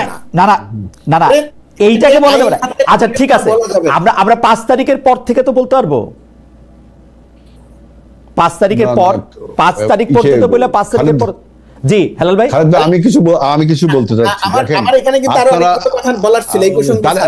মুর্তজা ভাই আমি একটু বলি, দেখেন পরাজিত শক্তিকে মারতে হবে এমন কোন বিধান পৃথিবীতে আছে বলে আমি মনে করি না। মনে করেন 91 সালের নির্বাচনে আমরা আওয়ামী লীগ ইলেকশন পেয়েছি, আওয়ামী লীগ হেরে গেছে, তারপরে আওয়ামী লীগকে মারতে হবেন না। এখানে বলা হচ্ছে যে আমি একটু বড় ভুল বুঝাবুঝি থেকে যাবে। আপনার পক্ষে বলছি। হেলাল ভাই একটা সেকেন্ড, আমরা সময় একটু বাড়াই দিছি, 1 মিনিট মুর্তজা ভাইকে 1 মিনিট দেন, বক্তব্যটা খালি শেষ করুক, আমরা সময় বাড়াই দিছি, আপনি বলুন। এটা ভুল বোঝাবুঝি থাকবে। আমি কোনো অবস্থাতেই বলছি না যে পুলিশকে মারতে হবে বা পুলিশের মারা ঠিক ছিল। আমি বলছি যে ঘটনার পরিপ্রেক্ষিতে যে অবস্থা তৈরি হয়েছিল সেই অবস্থায় বিক্ষুব্ধ জনতা যে কর্মটা করেছে সেটা ঠেকানোর কোনো উপায় কারো ছিল না। আমি একটি হত্যাকাণ্ডের পক্ষে কথা বলছি না। আমি হত্যাকাণ্ডের পক্ষে না, আমি শুধু বলছি, আমি শুধু প্রশ্ন আমি একটু বলি, এই যে পরাজিত শক্তি আর বিজয় শক্তি, কিন্তু যে অপশক্তি মনে করেন 24-এর গণ অভ্যুত্থানে পরাজিত হয়েছে অপশক্তিরা, এটা অপশক্তি। এই অপশক্তিকে আপনি নির্মূল করার জন্য যখন বলছেন তখন একটা থিওরি চলে আসে যে এটা যেমন বিপ্লব, যদি বিপ্লব হতো তাহলে আপনার ফ্রান্স বিপ্লবে দেখেছি গিলোটিনের নিচেই মাথা গেছে কত লোকে নির্বিচারে, বাদ বিচারহীন ভাবে, কোনো বিচার টিচার নেই। এবং বিপ্লবে সারা পৃথিবীর ইতিহাসে এইটাই হয় যে ওই পরাজিত অপশক্তি তখন তাকে ওইভাবে হত্যা, নির্যাতন, গুম, খুন চলে। এখন আপনি বলতে পারেন বাংলাদেশে তো 24-এর গণ অভ্যুত্থানের বিপ্লব হয়নি, গণ অভ্যুত্থান হয়েছে, এটা তো ডিবেট রয়েই গেছে। সুতরাং 24-এর গণ অভ্যুত্থানের 5ই আগস্টের পরে যে ব্যাকলাশটা হয়েছে, যে পরিমাণ ব্যাকলাশ হওয়ার কথা ছিল 17 বছরের পুঞ্জীবিত ক্ষোভের পরে, তার অনেক কম হয়েছে। বরঞ্চ আমি মনে করি 8ই আগস্ট যখন সরকার গঠন হলো তখন আমি দেখলাম কিছু সমস্যা আরো বেড়ে গেল, অর্থাৎ একটা সরকারের দুর্বলতা প্রকাশ পেল। এটা আরেকটি আলোচনা। সেজন্য আমি বলছি যে অপশক্তিকে, যে পুলিশকে 5ই আগস্ট থেকে 8ই আগস্ট পর্যন্ত যে সমস্ত ঘটনাগুলো সব বিচ্ছিন্ন, এগুলো আমি পরিকল্পিত বলবো না, বিচ্ছিন্ন। এটাকে আপনি বিপ্লব আখ্যা দিয়ে জায়েজ করতে পারেন, আবার গণ অভ্যুত্থান আখ্যা দিয়ে না জায়েজও করতে পারেন। কিন্তু যে অপশক্তি, সেখানে মানুষের যে রোষ, যে রোষানল, সেটার শিকার তারা হয়েছে। এই ব্যাকলাশটা পৃথিবীতে সবসময়, এইটা নিয়ে আলোচনা করে আপনি অনেক বড় বড় বই লিখতে পারবেন, অনেক তথ্য দিতে পারবেন, কিন্তু এটাই স্বাভাবিক ছিল যেটা নিয়ে ছোট ছোট করে কিছু বলার ছিল।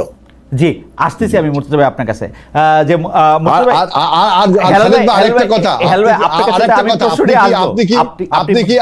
আপনি কি 111 কে সার্টিফাই করছেন? এই যে খোদা বক্সের কথা বললাম, তাহলে কি 111 কে সার্টিফাই করছেন? কারণ 111 এর ফলে বাংলাদেশ ভারতের হেজিমনিতে পরিণত হয়েছে। আমি বলি হেলাল ভাই, এখনকার ঘটনা হচ্ছে যে এটা সবচেয়ে ভালো জিনিস হচ্ছে সবকিছুই রয়ে যায়। 111-এর 1 বছর পূর্তিতে 3য় মাত্রায় জিল্লুর রহমান ভাইয়ের অনুষ্ঠানে আমি গেছিলাম, ব্যারিস্টার সারা হোসেন গেছিলেন, রুবায়েত ফেরদৌস গেছিলেন। 111 1 বছরের পূর্তিতে আমি ওইখানে গিয়াও, তখনও কিন্তু 111-এর সরকার আছে, আমি ওইখানে গিয়েও ওই সরকারের বিপক্ষেই বলছিলাম, কোনো অনির্বাচিত সরকারের পক্ষে আমার 1 সেকেন্ড অবস্থান না। আমি সেই জন্যই বলছি যে 111-এর যারা ছিল খোদাবক্সকে আপনি 111-এর সাথে মিলায়া আপনি ওই জিনিস, খোদাবক্স 111-এর সময় খুব ছোট একটা পণ ছিল, ভেরি ইনসিগনিফিকেন্ট। এখন যে পুলিশ যে আপনার উদাসীন, আপনি যদি ফেইলার বলেন বা উইক বলেন, তাহলে বলবো যে আপনি ভুল ব্যাখ্যা করছেন, ভুল থিওরি দিচ্ছেন। পুলিশের কিছু কিছু ঊর্ধ্বতন কর্মকর্তা ইচ্ছাকৃতভাবে বাংলাদেশের হেলাল ভাই, আমি আপনার কাছে আসতেছি।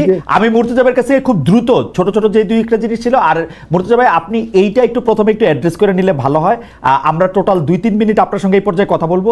সেটা হলো যে আপনি কি মনে করেন যে যেহেতু খোদাবক্স আসলে খোদাবক্স সাহেব আছেন হচ্ছে পুলিশেরও বস হিসাবে, মানে আইজিরও বস হিসাবে, উনি মন্ত্রী পদমর্যাদায় বা প্রতিমন্ত্রী পদমর্যাদায় আছেন, তো সেইটা কি আসলে ইচ্ছা করে উনি করতেছেন, পুলিশকে দুর্বল করে রাখছেন? এটাও যদি একটু আপনি বলতেন। এটা আসলে এই প্রশ্নের উত্তরটা একেবারে হাঁ বা নাতে দিয়ে দিলে আরো বড় বড় ভুল বোঝাবুঝি হবে। আমি প্রথমত কথা সেটা মনে করছি না, 1 নাম্বার। 2 নাম্বার হচ্ছে এই যে হেলাল ভাই বেশ কয়েকটা কথা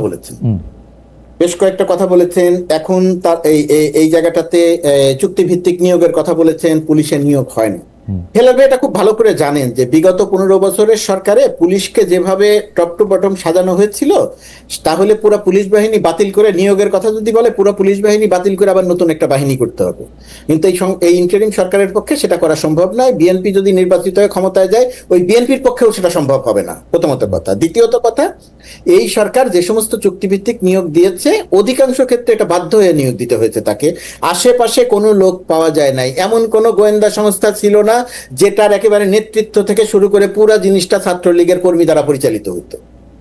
তো সুতরাং এই জায়গাটাতে সরকারের কিছু করার ছিল না, এবং এই সমস্যাটা আগামী ফেব্রুয়ারিতে যে নির্বাচন হবে এবং সেই নির্বাচনে যদি বিজয়ী হয়ে বিএনপি ক্ষমতায় যায়, বিএনপি ঠিক সেম সমস্যাটা ফেস করবে। হুট করে সবকিছু পরিবর্তন করে ফেলতে পারবে না। সমস্ত ওএসডি কর্মকর্তাকে কি করলেন? যারা ওএসডি ছিল 17 বছর, সে ওএসডি কর্মকর্তারা এটা বিস্তারিত আলোচনা করতে হবে। আমি যেটা বললাম, আপনি আমার ধারণা আমি পুরোপুরি ভাবে বুঝাইতে পারছি, 1 নাম্বার। 2 নাম্বার, এখানে বারবার করে এখন বিএনপির জায়গা থেকে একটা প্রসঙ্গ আসছে যে 71-এর পরাজিত শক্তি। বিএনপি এটা বলে, আমি চাই যে বিএনপি এটা বলুক, আরো বলুক, কিন্তু বিএনপি এই জিনিসটা নিয়ে এখন যদি বড় করে রাজনীতি করতে যায় এবং বারবার করে বলে, তাহলে যে আপনি যে প্রশ্ন তুললেন, আগে কেন বলেন নাই, 2001-এ কি করছিলেন, ওই প্রশ্নগুলো আসলে সেটা বিএনপির জন্য বিব্রতকর হবে। বাট বিএনপির এটাই হওয়া উচিত, পলিটিক্যালি কারেক্ট অবস্থান। আচ্ছা, তারপরে আরেকটা জায়গা আছে যেটা একটু যদি সংক্ষিপ্ত করতেন, কারণ আপনার কাছে আমার একটা অরিজিনাল প্রশ্ন ছিল যেটা আমি সংক্ষিপ্ত করছি। কারণ ফান্ড নিয়ে কথা আছে, বাংলাদেশের রাজনৈতিক দলগুলোর ফান্ড পুরোপুরিভাবে অস্বচ্ছ। এখন এই জায়গাতে বিএনপির ফান্ডের বা আওয়ামী লীগের ফান্ড নিয়ে আলোচনা হয় না, এখন আলোচনা হচ্ছে এনসিপির ফান্ড নিয়ে। কারণটা কি? কারণ এনসিপি একটা স্বপ্ন দেখায় সামনে আসছে, যেহেতু তারাও এসে ওই একই রকমের ধারায় চলে গেছে বলে মানুষ মনে করছে, সেই কারণে ফান্ডের প্রসঙ্গে এখন এখানে আসছে। এই জায়গাটার একটা সুস্থতা আসা দরকার। সেই সুস্থতাটা যদি না আসে, তাহলে এই জায়গাটাতে বাংলাদেশের এই মানে রাজনৈতিক দলগুলো স্বাভাবিক ধারায় আসবে না। অন্য দলের রাজনৈতিক নেতাকর্মীরা কি করছে সেটা দেখার আগে আমার দলটাকে আমি আসলে কিভাবে সাজাচ্ছি, কিভাবে গোছাচ্ছি, সেই জায়গাটাতে যদি আমি একটা কঠোর নীতিমালা করতে না পারি, আমার ধারণা যে এই জায়গাটাতে তেমন কিছু হবে না, উন্নতি হবে না। আর নির্বাচন নিয়ে সংশয়ের কথা হেলাল ভাই যে কথাটা বললেন যে লন্ডন মিটিং এর আগে নির্বাচন নিয়েও সংশয় ছিল, আমি ব্যক্তিগতভাবে এটাকে সংশয়ের কথা বলি না। নির্বাচন নিয়ে কিন্তু আসলে কোনো সংশয় ছিল না। সরকারের জায়গা থেকে খুব পরিষ্কার করে বলা হয়েছিল যে জুনের মধ্যে নির্বাচন হবে। এখন বলা হয়েছে ফেব্রুয়ারির রোজার আগে নির্বাচন হবে। 2 মাস 3 মাস আগে আর পরে সংশয় তখনও ছিল না, এখনো সংশয় নাই। রাজনীতিতে যেহেতু আমরা একমত হতে পারি নাই, সেই কারণে আমরা মনে করছি যে এই পরিস্থিতির কারণে মনে হয় এইটা হবে না, ওইটার কারণে মনে হয় ওইটা হবে না। আমি বাংলাদেশের মানুষকে নিশ্চিত করতে চাই, আমি আমার একজন সাংবাদিকতার জায়গা থেকে, সরকারের জায়গা বাদ দেন, বাংলাদেশের নির্বাচন নিয়ে কোনো কনফিউশন নাই। নির্বাচন যে সময় হওয়ার কথা সেই সময় হবে। ভালো নির্বাচন। আমি আপনার সাথে 100% একমত, এবং আমি দর্শকদেরকে একটু বলে রাখি যে আমি কিন্তু কিছু টাকা বাজিয়েও ধরছি, কিছু টাকা না, আমার বিবেচনায় বেশি বড় টাকা। যে এপ্রিল, মানে আমার বাজেটটা আমি বলে রাখি যে এপ্রিল মাসের 30 তারিখের পর যদি বাংলাদেশের নতুন নির্বাচিত সরকার না আসে, মানে এপ্রিল 30 হচ্ছে এই সরকারের শেষ দিন, মানে মে মাসের 1 তারিখেও যদি ডক্টর ইউনূস থাকেন বা ডক্টর ইউনূসের না থাকা অন্য উপদেষ্টাদের মধ্যে কেউ যদি থাকেন, তাহলে আমি বাজে হারবো। আমি বলছি this is the last day, মানে এপ্রিল 30। এবং আমি নিশ্চিত করে বলি, এটা তো ভবিষ্যৎবাণী না, এটা তো গণক না, এটা হচ্ছে রাজনৈতিক বিশ্লেষণ। সেই বিবেচনায় বলি যে নিশ্চিত করেই আপনি হারবেন না। আমারও তাই মনে হয়, কারণ আমি তো সেফ বেটই লাগবো। যাই হোক, মুর্তজা ভাই, আপনি আমাকে 2টা মিনিট একটু বলেন যে সবচেয়ে বেশি কথা হচ্ছে, হেলাল ভাই আসতেছি, আমাদের অনেকগুলি ছোট ছোট বিষয় আছে, যে আমাদের অনেক বেশি কথা হচ্ছে যে বাংলাদেশে পণ্য যুক্তরাষ্ট্রের রপ্তানির ক্ষেত্রে যে ট্যারিফ যুক্তরাষ্ট্র 35% বাড়াইছে, বাংলাদেশ এটা করার জন্য নেগোশিয়েট করতেছে। 2টা প্রশ্ন এখানে দেখা দিচ্ছে। একটা প্রশ্ন হচ্ছে যে নিরাপত্তা উপদেষ্টাকেও আমরা একই কারণে আমেরিকাতে থাইকা যেতে দেখছি, এবং তিনি এটা করছেন। জাতীয় নিরাপত্তা উপদেষ্টা ট্যারিফ নিয়ে কেন আলোচনা করবেন? আমরা দেখছি যে তিনি থাকাকালীন সময় আমাদের কোনো লাভ হয় না। লাভ হয়েছে যখন বাণিজ্য উপদেষ্টা যখন আসছেন, তখন কয়েকটা ইফেক্টিভ মিটিং তিনি করছেন। এইটা একটা কথা। 2 হচ্ছে আরেকটা, এই যে এইরকম একটা লেখা যেটা হলো বাংলাদেশকে পাঠানো ইউএসটিআর চিঠিতে বাণিজ্য আগ্রাসনের ছায়া, এরকম একটা প্রতিবেদন করছিল হচ্ছে বাংলা আউটলুক নামে একটা প্রতিষ্ঠান, সেটাকে সরকারের চাপে নাকি তুলে নিতে বাধ্য করা হয়েছে। জুলকারনাইন সাহেব এরকম একটা কথা বলছেন। 2টাই যদি একটু আমাদেরকে একটু বলতেন যে এই ট্যারিফ নিয়ে আসলে। প্রথমত কথা খালেদ, এটা আসলে 2 মিনিটে বলার ব্যাপার না, এটা আরো কয়েকটা মিনিট সময় দরকার, না হলে এটা অনেক বড় ভুল বোঝাবুঝি হবে। 1 নাম্বার, ট্রাম্প প্রশাসন অন্যান্য অনেক দেশের সঙ্গে বাংলাদেশের উপর 37% শুল্ক আরোপ করেছে। 35 আসলে 37% প্রথমে 35%, রাইট। এখন প্রশ্নটা হচ্ছে 35, এই যে ট্যারিফ আরোপ করলো, ট্যারিফ আরোপ করার প্রধানতম দিক ছিল সেটা হচ্ছে যে তুমি আমার কাছে আসো, এসে আলোচনা করে এটাকে একটা জায়গাতে নিয়ে আসো। সেই আলোচনাটা বাংলাদেশ শুরু করেছে। বাংলাদেশ আলোচনাটা শুরু করেছে। বাংলাদেশের আলোচনাটা যে সময়টাতে চলছিল, ঠিক সেই সময়ই আলোচনাটা আগের দিন শেষ হয়েছে। আমি ছিলাম সেই আলোচনা। আগের দিন যে আলোচনাটা শেষ হয়েছে, পরের দিন এরকম একটা চিঠি আসলো যে 35% করা হচ্ছে। তখন ধারণা করা হলো যে তাহলে কি আলোচনা শেষ, 35% ফাইনাল। তখন যখন আমরা যোগাযোগ করলাম আবার ইউএসটিআর এর সঙ্গে, তখন সেখান থেকে বলা হলো যে না, এটাও আগের মতোই আরেকটা চিঠি, আমাদের যে আলোচনাটা চলছিল সেই আলোচনাটা চলবে, অর্থাৎ পরবর্তী মিটিং টিটিং গুলো হচ্ছে। আর নিরাপত্তা উপদেষ্টা, বাণিজ্য উপদেষ্টা, বাণিজ্য সচিব সহ এমবাসি থেকে আমরা যারা ছিলাম, তারা যে আলোচনাটা করছিলাম, নিরাপত্তা উপদেষ্টা থাকা অবস্থাতে কিছু হয় নাই, বাণিজ্য উপদেষ্টা থাকা অবস্থাতে হয়েছে, মোটেই বিষয়টি সেরকম নয়। যে আলোচনাটা চলছিল ধারাবাহিকভাবে, বাণিজ্য উপদেষ্টা এবং নিরাপত্তা উপদেষ্টা এখানে উপস্থিত থাকা অবস্থাতে সেই আলোচনাটা একই ধারাবাহিকতায় চলেছে। নিরাপত্তা উপদেষ্টা তার ভাইয়ের অসুস্থতা জনিত কারণে অতি দ্রুত সময়ের মধ্যে তাকে বাংলাদেশে চলে যেতে হয়েছে। পরবর্তী আলোচনাগুলোতে বাণিজ্য উপদেষ্টা নেতৃত্ব দিয়েছেন, নিরাপত্তা উপদেষ্টা অনলাইনে যুক্ত ছিলেন। প্রশ্ন হচ্ছে নিরাপত্তা উপদেষ্টা কি এখানে রিলেভেন্ট? রিলেভেন্ট হচ্ছে এই কারণে, উনি কি এখন বাংলাদেশের ডিফেক্টো পররাষ্ট্র উপদেষ্টা? আমি শেষ করি। আপনি বলছেন এটা এই যে ট্যারিফ ইস্যুর আলোচনা চলছে, আউটলুক কি রিপোর্ট প্রকাশ করেছিল, আমি রিপোর্টটা দেখি নাই। যে আলোচনাটা চলছে সেই আলোচনার মধ্যে যুক্তরাষ্ট্রের জাতীয় নিরাপত্তাগত অনেক বিষয়ের মধ্যে সম্পৃক্ত আছে। সেই কারণে এইখানে জাতীয় নিরাপত্তা একটা ইস্যু। কি ইস্যু আমি সেটা বিস্তারিত আপনাকে এই মুহূর্তে বলছি না, কারণ এটা নিয়েও আরেক বিতর্কের বিষয় যে এইখানে গোপনীয়তার একটা শর্ত আছে, যে এই আলোচনাটা যতক্ষণ পর্যন্ত চলবে কোনো কিছু প্রকাশ করা যাবে না। এখন আপনি প্রশ্ন করা হচ্ছে, অনেকেই প্রশ্ন করছেন যে বাংলাদেশ কেন চুক্তি গোপন করবে, বাংলাদেশ কেন গোপন করে কিছু করবে, বাংলাদেশ সেখানে গিয়ে আত্মসমর্পণ করছে। বিষয়টা মোটেই সেরকম নয়। যে এই সমস্ত দেশের সঙ্গে আলোচনা যে গোপনীয়তা, এই যে আপনি যে কথাটা বলতেছেন না, অ্যাবসলিউটলি এই বিষয়ে আউটলুকের প্রতিবেদনটা হচ্ছে এরকম। আমার কথাটা একটু খালি বলতে দেন, তারপরে গিয়ে আপনি প্রশ্নটা করেন, না হলে আমি খেয়ে হারিয়ে ফেলবো এই জায়গাটাতে। এবং এই জায়গাটাতে কথা বলা, যেহেতু আমরা গোপনীয়তার শর্তে আছি, তো গোপনীয়, এখন প্রশ্ন এসেছে যে গোপনীয় চুক্তিতে বাংলাদেশ গোপন রাখার শর্তে রাজি হলো কেন? তাহলে বাংলাদেশ কি করতে পারতো? ঠিক আছে, 35% শুল্ক দেওয়া হয়েছে, আমি কোনো আলোচনা করবো না যুক্তরাষ্ট্রের সঙ্গে, 35%ই থাকবে। আমার মনে হয় সেটা খুব বুদ্ধিমানের কাজ হতো না। সরকার যেটা যুক্তরাষ্ট্রের সঙ্গে আলোচনা করে একটা জায়গাতে আসতে চাইছে, এটাই সবচেয়ে বড় কাজ। এখন গোপনীয়তার মাধ্যমে বাংলাদেশের স্বার্থ বিঘ্নিত হয় এরকম কোনো কাজ সরকার করছে কিনা, আমি খুব দায়িত্ব নিয়ে বলছি, এখন পর্যন্ত যে আলোচনা হয়েছে, আলোচনাটা যে জায়গায় আটকে আছে পরিসংখ্যান দিয়ে বলা যাবে না, আমি শুধু বোঝার সুবিধার জন্য বলছি, +- 80% ক্ষেত্রে বাংলাদেশ এবং যুক্তরাষ্ট্র একমত হয়েছে। এখনো 20 বা তার আগে পরে এরকম একটা সংখ্যা হবে যে একমত হতে পারে নাই, সেটা নিয়ে পরবর্তীতে আলোচনা হবে। সেই আলোচনার সময় ঢাকার থেকে ঢাকার টিম যে টিম এসেছিলেন তারা ঢাকায় গিয়ে আলোচনা করবেন, এখানে গিয়ে আলোচনা করবেন, আলোচনা করে একটা জায়গাতে আসা হবে। পৃথিবীর যে সমস্ত দেশের সঙ্গে যুক্তরাষ্ট্র বাণিজ্য নিয়ে এই আলোচনাটা কাটছে তার প্রতিটি দেশের সঙ্গে আলোচনা। আচ্ছা মুর্তজা ভাই ঠিক আছে, আমার মনে হয় যে আপনি আপনার বক্তব্য পরিষ্কার করছেন, সেটা নিয়ে আমরা একটা আলাদা করে আলোচনা করব। কিন্তু আমরা বুঝতে পারতেছি যে মার্কিন যুক্তরাষ্ট্রের একই রকম চিঠি, কারণ মার্কিন যুক্তরাষ্ট্র এত এত এত এত কষ্ট করে না, এটা একই রকমের একটা প্রায় টেমপ্লেটের মতো করে চিঠি বিভিন্ন রাষ্ট্রের সাথে কথা বলতেছে। ওই টেমপ্লেটের মতো করে চিঠি আমি দেখছি যেটা বাংলাদেশের সাথে মোটামুটি অনেক মানে মানে গোপনীয় হ্যানত্যান করা হইতেছে। যাই হোক, ওগুলির মধ্যে বেশিরভাগই একটা আগ্রাসনের ছায়া থাকে, খুবই দুর্বল, খুবই নতজানু, খুবই মানে আমি কি বলবো, যাদের পররাষ্ট্রনীতি বলতে কিচ্ছু নাই। শুধুমাত্র ওই ধরনের সরকারি মার্কিন যুক্তরাষ্ট্রের এই ধরনের চুক্তি আসলে মানতে পারে, বলতে পারে, এবং এটা নিয়ে প্রতিক্রিয়া দেখা যায়। আমি এটা নিয়ে আলাদা করে একদিন একদম স্পষ্ট করে বলবো মুর্তজা ভাই, আমি এগুলি আমেরিকান আমি একটা সেকেন্ডে শেষ করে দিই। প্রথমত কথা, এ ধরনের কোন শর্ত মেনে বাংলাদেশ সরকার চুক্তি করে নাই, এখন পর্যন্ত চুক্তি করার ধারে কাছেও নাই। করলে তাই সরকার কোনো চুক্তি প্রকাশও করে না, প্রচারও করে না, কি করে না করে কাউরে বলে না।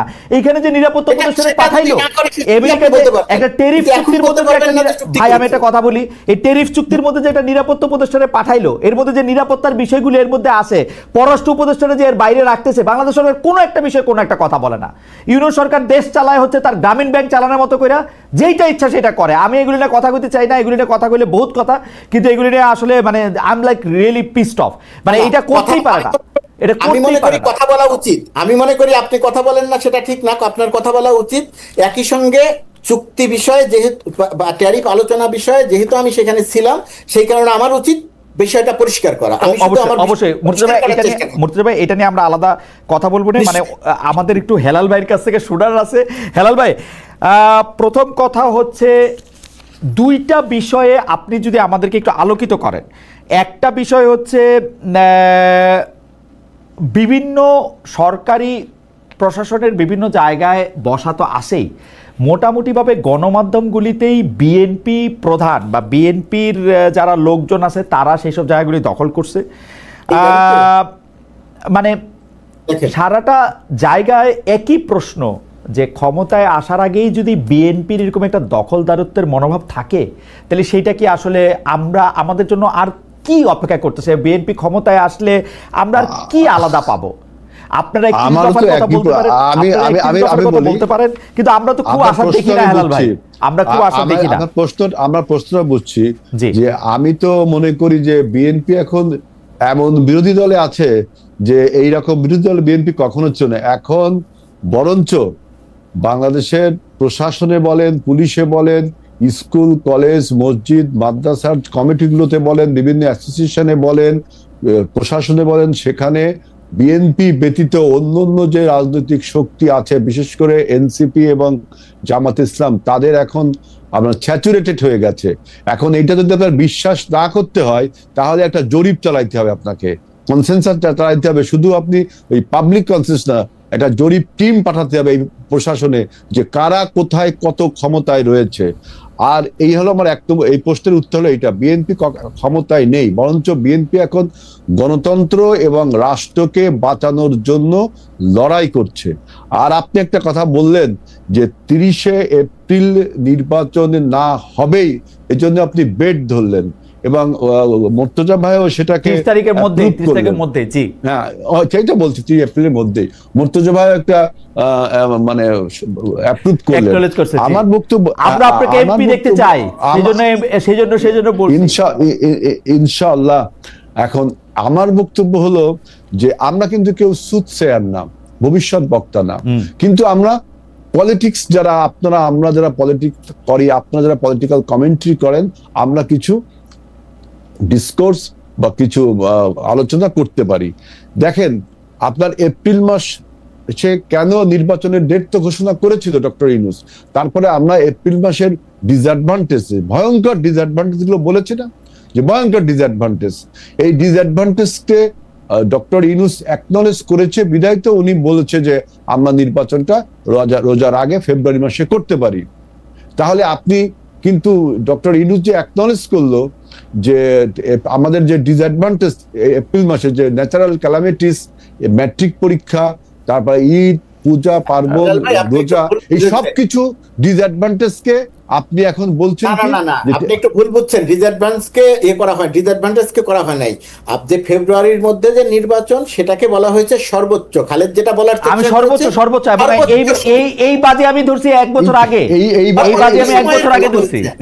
নির্বাচন ফেব্রুয়ারিতেই হবে, উনি কথা বলার সময় বলেছেন এবং দেখেন নির্বাচন যখন ঘনিয়ে আসছে, নির্বাচনের কথাগুলো যখন আসছে, তখনই কিন্তু দেখেন একটা বিভিন্ন রকম বয়ান তৈরি করা হচ্ছে যে আইন শৃঙ্খলা পরিস্থিতি, এই আইন শৃঙ্খলা পরিস্থিতিকে নির্বাচন হবে, তারপরে আপনার ব্যবসায়িক হত্যাকাণ্ডকে রাজনৈতিক হত্যাকাণ্ড, কাউকে আরেকটি কথা বলা, আমরা নির্বাচনের প্রস্তুতি নিচ্ছে। দেখেন আজকে ঐক্যমত কমিশনেও দেখেন নতুন একটা প্রস্তাব দিল উচ্চকক্ষের ব্যাপারে, যে আপনার ৭৬টা সিট, আমরা বলেছিলাম ১০০টা সিট, ৭৬টা সিট। এখানে জামাত বিএনপি দুজনই একসাথে বলল যে ৭৬টা সিট কিভাবে হবে, তাই না? এই যে নতুন করে প্রস্তাব দিচ্ছে, আপনি আমার একটা কথা বলেন, বোঝার চেষ্টা করেন, আমার কথাটা বোঝা যায়। এই যে তর্ক বিতর্ক গুলো তুলছেন, আপনার যে তর্ক বিতর্ক গুলো তুলছেন, নতুন একটা তর্ক বিতর্ক যখন রিজলভ হচ্ছে, নতুন একটা বিতর্ক তুলছেন। এপাশে কিছু রাজনৈতিক দল তারা বুঝে হোক না বুঝে হোক, কারো ব্রেন চাইল্ড করে হোক, বাংলাদেশে একটা অ্যানার্কি পরিবেশ তৈরি করতে যাচ্ছে।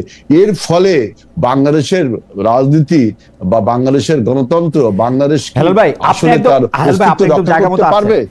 একদম জায়গা মতো আসছেন। আপনি আমাদের বলেন তো, আপনারা সিরিয়াসলি মনে করেন যে আপনারা নির্বাচন চাইতেছেন, কিন্তু নির্বাচন না দিয়া কোনো একটা ঘুলুমুলু পরিস্থিতি সৃষ্টি করে, একটা জরুরি অবস্থা সৃষ্টি করে, তারপরে একটা নির্বাচন পিছায় যায়, অন্য একটা অনির্বাচিত সরকার 2-2.5 বছর ক্ষমতা থেকে যাবে, এটা আপনারা ভাবতেছেন?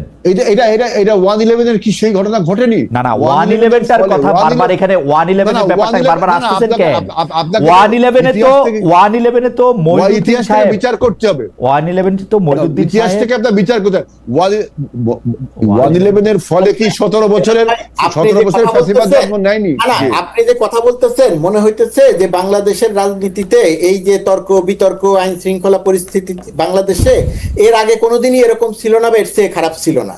এর আগে আমরা কোনোদিন এরকম তর্ক করি নাই বাংলাদেশে। এটা না আচ্ছা হেলাল ভাই, আমার খুবই জানতে ইচ্ছা করে, হেলাল ভাই আমার খুবই জানতে ইচ্ছা করে, আমি বলছি যে হেলাল ভাই আমার খুবই জানতে ইচ্ছা করে, আমি শিওর হেলাল ভাই ট্রানজিশনাল পিরিয়ডে আছি, হেলাল ভাই আমার living in transitional period, sure খুব ভালো অবস্থানে আছি আমরা নির্বাচনে। হেলাল ভাই আপনি যেরকম ভাবেন, আমি শিওর যে জনাব তারেক রহমানও একই রকমই ভাবেন। এই জন্যই উনি দেশে আসতেছেন না, তাই না? উনি মনে করতেছেন যে কোন একটা গ্যাঞ্জাম করে উনাকে জেলে পাঠাই দিয়া, উনাকে জেলে পাঠাই দিয়া। এই যে ন্যারেটিভটা দেখেন, আমাদের প্রসঙ্গ কি, আপনি যে প্রসঙ্গ তারেক রহমান দেশে আসবেন কি আসবেন না, এই প্রসঙ্গ তো আপনার হেডেক হওয়ার, আমার খুবই হেডেক ভাই, আমার খুবই হেডেক। উনি বাংলাদেশে আমার হেডেক না, তারেক রহমান খালি আপনার নেতা। শুনেন, আমার হেডেক হইতে পারবে না নেতা, আমার হেডেক হইতে পারবে না। আমি বলছি না, আমাকে ব্যাখ্যা দিতে দেন। আমরা কিন্তু এখন we are living in a two different world, তাই না? Actual world and virtual world. Actual ওয়ার্ল্ডে আমরা আন্দোলন সংগ্রাম করছি, ভার্চুয়াল ওয়ার্ল্ডে তিনি আমাদের সাথে যে সম্পৃক্ততা রেখেছেন, যেভাবে আমাদের বিএনপি কে সংগঠিত করেছেন, জনগণকে সংগঠিত করেছেন, জনগণকে উজ্জীবিত করেছেন হাসিনা বিরোধী আন্দোলনে, হাসিনাকে মাফিয়া আখ্যায়িত করতে তিনি ভার্চুয়াল জগতে যে পারদর্শিতা অ্যাকচুয়াল জগতে শোনেন, পার্টি এটা তো পলিটিক্যাল একটা সিদ্ধান্ত এবং তার পলিটিক্যাল সিদ্ধান্ত। আমার দেশে আমি আসবো পলিটিক্যাল সিদ্ধান্তটা কি? হ্যাঁ, তিনি যখন পরিবেশ আসার প্রয়োজন মনে করবেন তিনি তখন আসবেন।